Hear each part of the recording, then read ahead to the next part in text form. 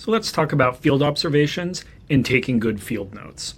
So why are field observations important? For one, they involve systematically observing and recording behaviors, interactions, and environments in their natural setting. And that's key. So while a lot of psychologists, for example, might do lab-based experiments, sociologists tend to prefer to see people in their natural social context. Sort of like National Geographic, but instead of observing animals out on the tundra, we're observing humans within their societal environments. It's super helpful because you can get deep contextual insights that an interview or a survey might miss. People will often lie to you or lie to themselves in interviews or surveys, but if you observe their behavior in a natural setting, you tend to get a more objective, accurate perspective.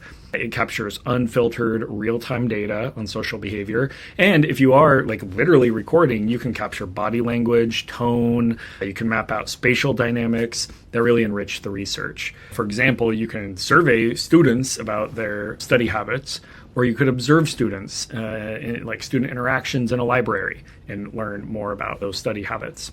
So let's talk about types of field observation. You can think of this as a 2x2 matrix. You have to decide the degree to which you are going to be a participant observer or a non-participant observer. And then you also need to decide if you're doing structured observation or unstructured observation. And so you can basically be in any of these quadrants. So participant observation, let's start with that. Participant versus non-participant. If you are a participant, it's immersive and engaged. So you're actively participating in the setting. It's best for understanding lived experiences firsthand. For example, maybe you volunteer at a community center while you're studying social support networks. There is the risk of bias due to researcher involvement. If you join a community and become part of that community, sometimes there becomes this temptation to really want to view it in a positive light. If it becomes your in-group, then you have to pay extra attention to the objectivity that you bring to your observations. Now, many people will be a non-participant observer. So if participant observation is all about immersive and engaged observations, this is more detached and objective. The researcher observes from a distance without engaging. It's best for studying natural, unaltered behaviors where you don't want to interfere or change the behavior of the people you're observing. Maybe you're interested in interactions in public spaces and you sit in a coffee shop to study how strangers initiate conversations. One challenge is that you may not have as much access to the participants' thoughts or intentions. If you're not talking with them, interacting with them, participating with them, you might have to make assumptions about why they're doing what they're doing. You don't necessarily get the benefit of being able to just talk to them and see it through their eyes. Okay, so that's one choice you have to make, is the degree to which you will be a participant or non-participant observer. Second, are you going to do structured observation or unstructured? So structured usually comes with a predefined checklist.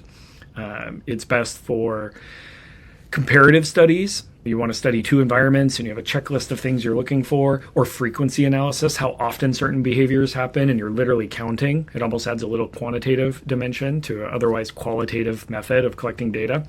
Maybe, for example, you're studying classroom behavior and you literally are counting how many times students raise their hand or how long each question is. One challenge is that you can miss unexpected or nuanced behaviors. If you have a pretty rigid checklist and you're only looking for those behaviors, then there's other things you may not have on that list that you miss.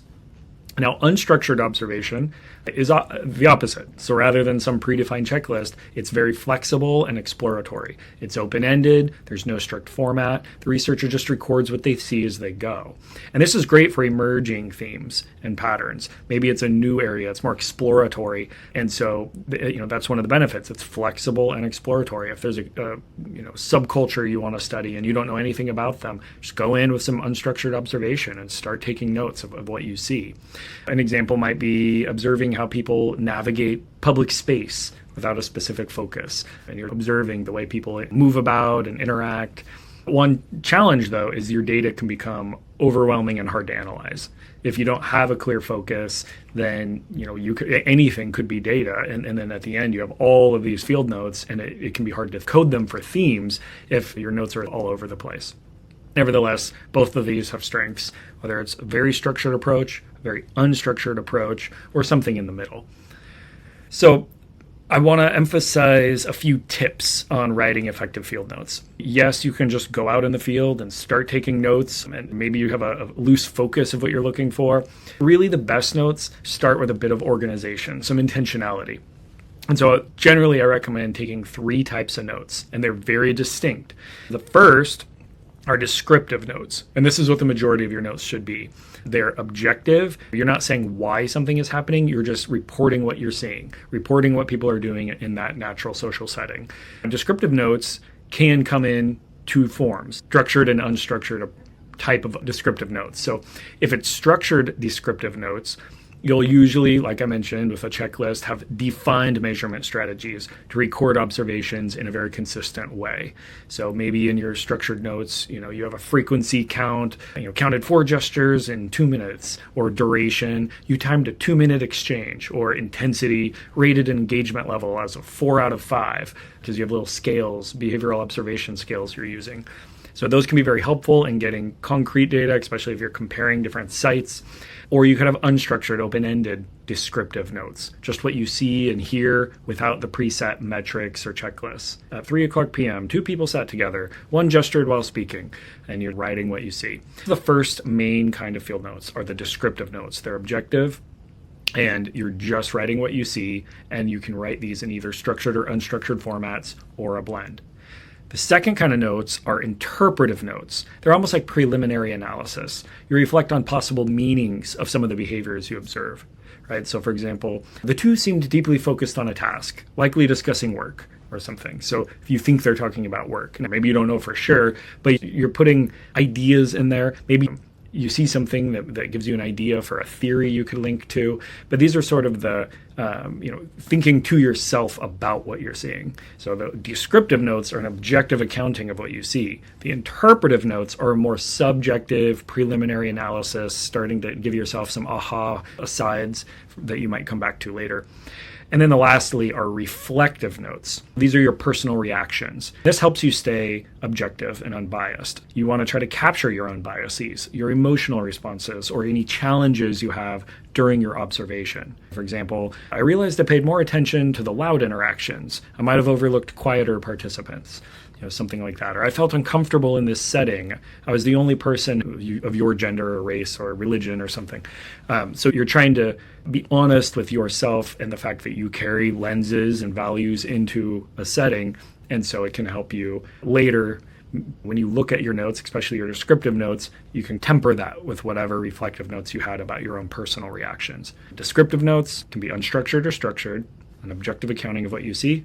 Interpretive notes, these are subjective ideas of why you think you're seeing what you're seeing, a bit of preliminary analysis or some ideas, aha moments. And reflective notes. These are your personal reactions, trying to capture your own biases and emotional responses. So field observations offer valuable insights into social behavior, but you want to choose the right type of observation based on what your research goals are. They're not all the same.